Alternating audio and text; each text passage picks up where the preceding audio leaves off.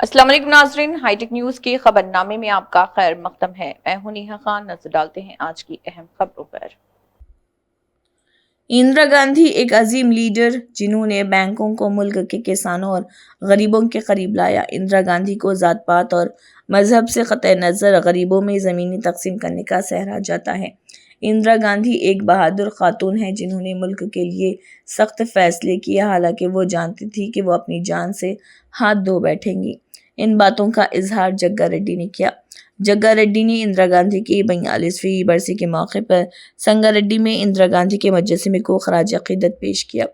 उन्होंने कहा कि ये वो दिन है जिस दिन इंदिरा गांधी ने मुल्क के लोगों के लिए जान दी थी। इंदिरा गांधी ने बैंकों को आवाम के बैंकों में बदल दिया। इंदिरा गांधी ने किसानों और गरीबों के लिए बैंकों को काबिल रसाई बनाया। उन्होंने बैंकों को कौमी असासों में तब्दील कर दिया। देही सतह पर बैंक की खिदमत सिर्फ बैंकों के कौमी आने की वजह से मुमकिन हुई।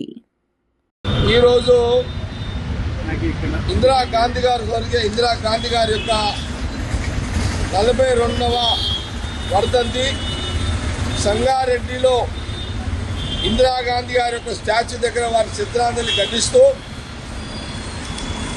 మరి ఇందిరా గాంధీ గారు ఆ రోజు దేశ ప్రజలకు భారతదేశ ప్రజలకు కోసమై బలిదానం కాబట్ట సంగతి యావత్ ప్రపంచానికి తెలుసు. ఇందిరాగాంధీ గారు వారి యొక్క పాలనలో ప్రధానమంత్రిగా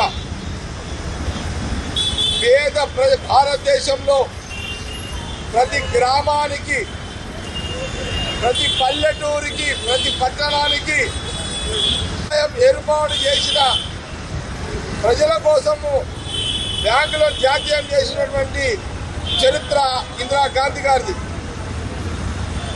ఇదొక చరిత్ర ఇందిరాగాంధీ గారిది. ఇలాంటి చరిత్ర, ఇలాంటి పరిపాలన, ఇలాంటి నిర్ణయాలు ఒక ఇందిరాగాంధీ ప్రధానమంత్రిగా చేసిన చరిత్ర ఈనాటి ప్రధానమంత్రులు చేయలేని పరిస్థితి. ఆ రోజులలో ప్రజల కోసం బ్యాంకులను జాతీయం చేయడము, పేదవాళ్లకు ఇళ్ల స్థలాలు ఇవ్వడము, దేశంలో ఉన్న ప్రతి పేదవాడికి వ్యవసాయం చేసుకోవడానికి భూమి ఇవ్వడము, ఇలాంటి ఎన్నో సంస్కరణలు ఇందిరాగాంధీ గారు వారి బలి కావడం జరిగింది. ఆ రోజున ఆ బలిదానం తర్వాత వారి నాయకత్వంలో మరి సోనియా గాంధీ గారు, తర్వాత రాహుల్ గాంధీ గారు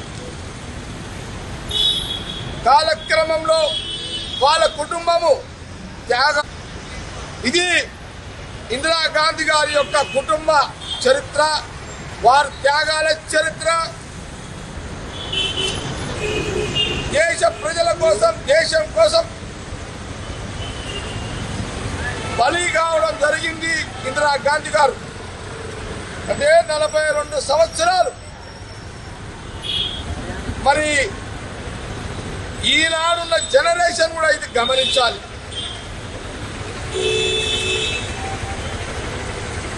ఇందిరాగాంధీ గారు Sangareddy Medak parliament, Sangareddy head quarter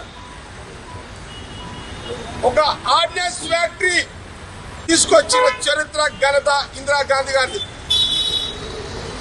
ఇక్కడ బిహెచ్ఎల్ రావడానికి కారణం వాళ్ళ తండ్రి జవహర్లాల్ నెహ్రూ గారు. ఈ ఉమ్మడి జిల్లా ఎప్పటికీ రుణపడాల్సిన పరిస్థితి. ఉమ్మడి మెదక్ జిల్లాలో ఒక ఆర్డినెన్స్ ఫ్యాక్టరీ, ఒక బీడీఎల్, ఒక బిహెచ్ఎల్, ఒక ఇక్రిసాట్, అనేక మందికి ఉద్యోగ అవకాశాలు, ఇవన్నీ ఇందిరాగాంధీకి మన ఉమ్మడి జిల్లాకి ఇచ్చిన వరాలు.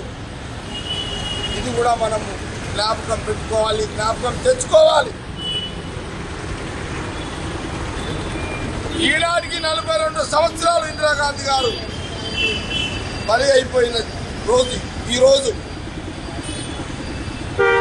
కాబట్టి వారి సిద్ధాంతాలు ఘటిస్తూ సంగారెడ్డిలో వారి యొక్క విగ్రహానికి పూలమాలతో శ్రద్ధాంజలి ఘటిస్తున్నాం.